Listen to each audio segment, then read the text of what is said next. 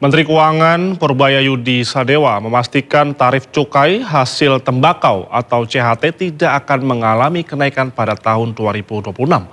Langkah ini merupakan hasil kesepahaman bersama dengan pelaku usaha untuk memastikan kebijakan fiskal tetap menopang jalannya industri. Yang saya diskusikan dengan mereka, apakah saya perlu merubah tarif cukai ya? Tahun 2026, mereka bilang asal nggak dirubah udah cukup. Ya udah, saya nggak rubah. Tadinya padahal saya mikir mau nurunin, dia minta saya ya udah, dia bilang udah cukup ya udah. Dan salahin mereka aja sendiri.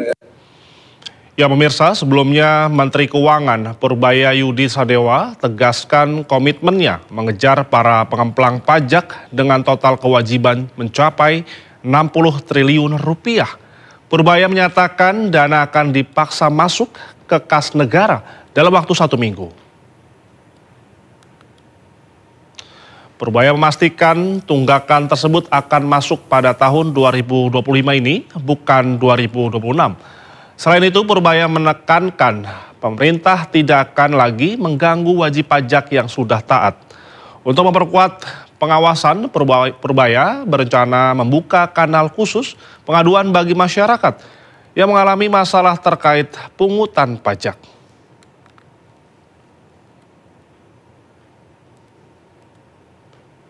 Saya bilang kemarin itu yang nggak bayar pajak aja ada 60 triliun, nggak ada yang pembayar pajak besar yang sudah inkrah. Itu dalam waktu seminggu kan saya paksa bayar. Itu akan masuk di 2026 maksudnya, 60 triliun itu? Enggak, 2005.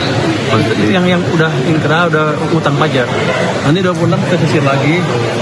Yang jelas gini, kita melakukan fair treatment. Kalau udah bayar pajak jangan diganggu sama sekali dan nggak ada lagi cerita pegawai pajak meres-meres. Kita ke informasi lainnya, Kejaksaan Agung tak gentar hadapi pra-peradilan Nadiem Makarim. Menteri Pendidikan Kebudayaan Riset dan Teknologi periode 2019-2024 ini ajukan pra-peradilan usai ditetapkan sebagai tersangka kasus laptop.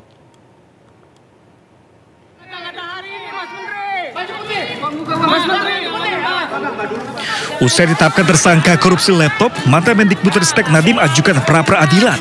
Kuasa hukum menilai penetapan tersangka Nadiem tidak penuhi syarat minimal 2 alat bukti permulaan, salah satunya berupa audit kerugian negara dari BPK atau BPKP. Kejagung pun tak gentar hadapi pra-peradilan, sementara terkait bukti yang ditanyakan kuasa hukum, Kejagung menyebut akan membahasnya di persidangan. Pertama itu sudah masuk ke materi pokok perkara, sama ya.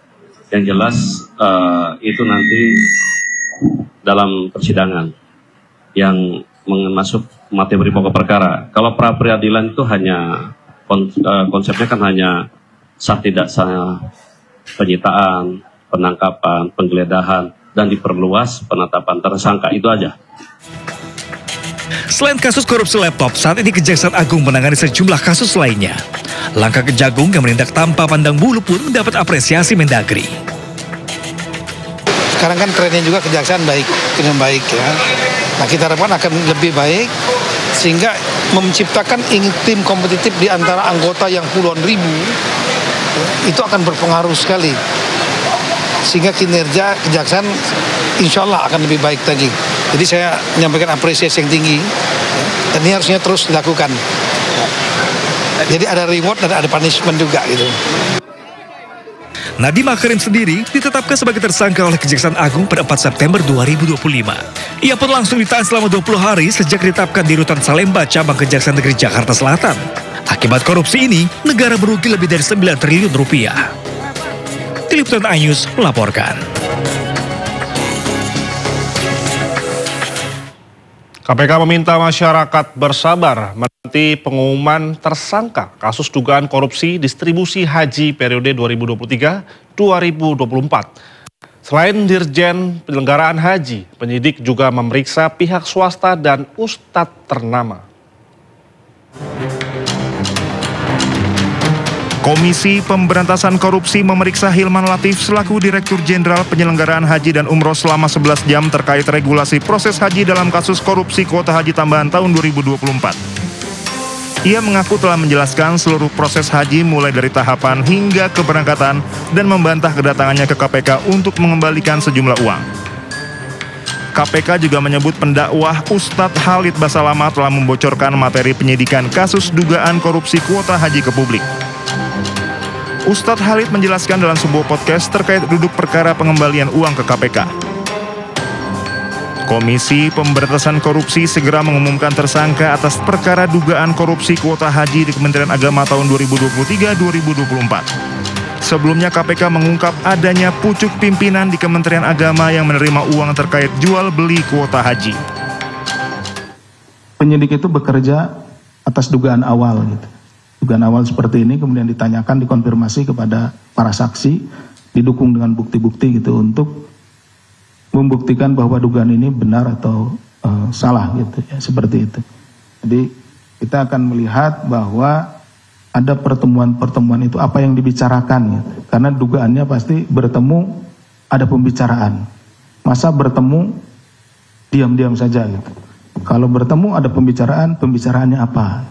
Apa yang dibicarakan, seperti itu. Kalau bicaranya misalnya pertemuan yang sebelum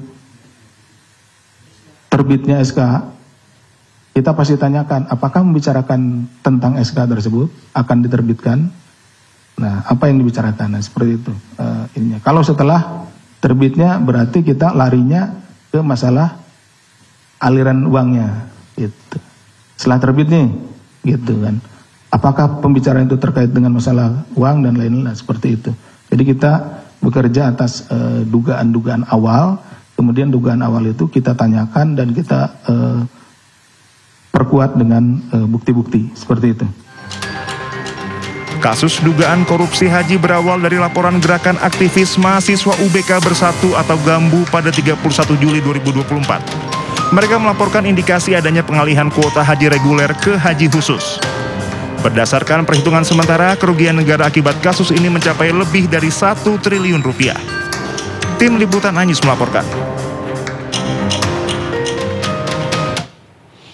Pasca diangkat menjadi komisaris Pertamina, mantan Kepala Kantor Komunikasi Kepresidenan Hasan Nasbi temui Presiden ke-7 Republik Indonesia Joko Widodo di kediaman Solo.